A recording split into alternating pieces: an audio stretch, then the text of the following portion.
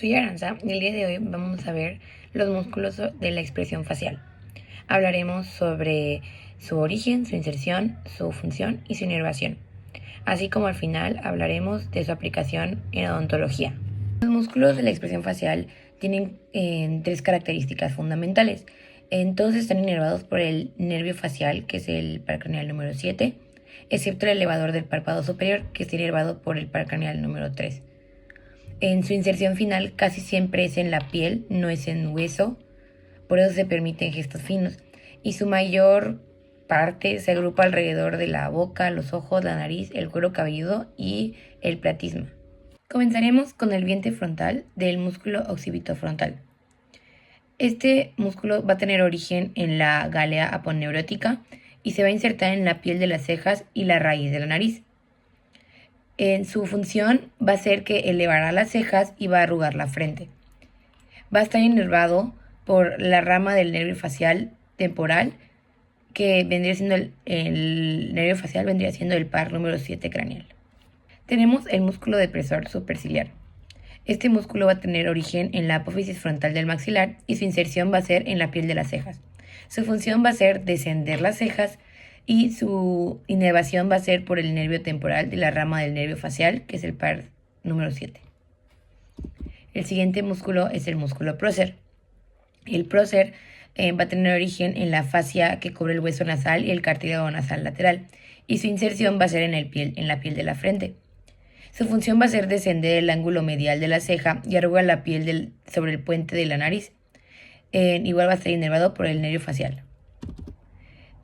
Tenemos después al músculo orbicular del ojo, que su origen va a ser la porción nasal del hueso frontal, en la apófisis frontal del maxilar y en el ligamento palpebral medial. Su inserción va a ser los músculos adyacentes. Su función va a ser rodear el ojo cerrándolo perfectamente. Y su inervación va a ser igual que los demás que ya mencionamos, el par craneal número 7. El músculo nasal en ambas va a tener dos porciones. En la porción transversa del músculo nasal, su origen va a ser el área maxilar superolateral de la fosa incisiva.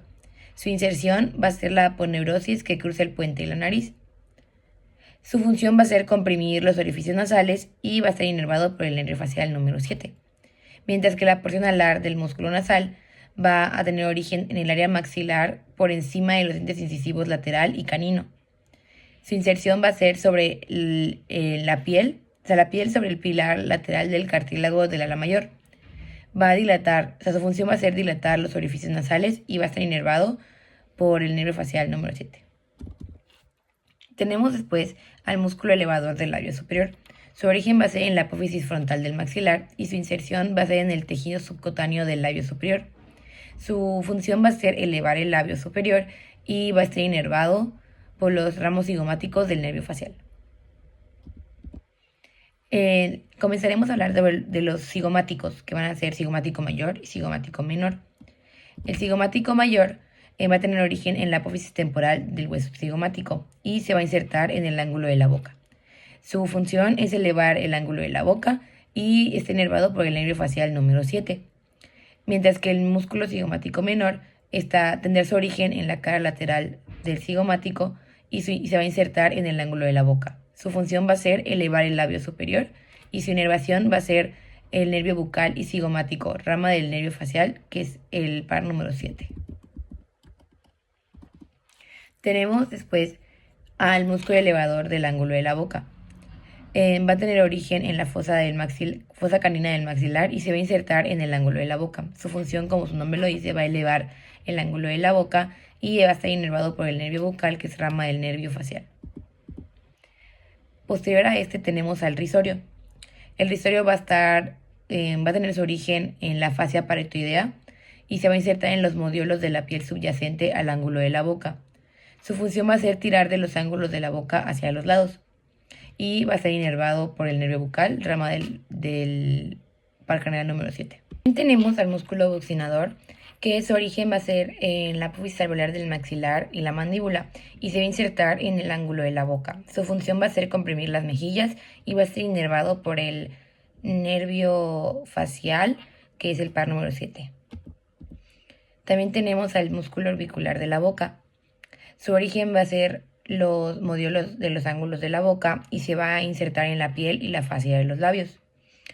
Su función va a ser comprimir y protruir los labios y va a estar inervado por el nervio facial. Tenemos al músculo depresor del ángulo de la boca. Su origen va a ser el tubérculo mentoniano y la línea oblicua de la mandíbula. Su inserción va a ser en el ángulo de la boca y, como su nombre lo indica, va a deprimir el ángulo de la boca. Y también va a estar inervado de igual forma por el nervio facial. Tenemos al músculo depresor del labio inferior. Su origen va a ser en la línea oblicua de la mandíbula y se va a insertar en la porción medial del labio inferior. Como su nombre lo indica, el músculo depresor del labio va a deprimir o bajar los labios como cuando estás triste y va a estar inervado por el nervio facial, que es el par número 7.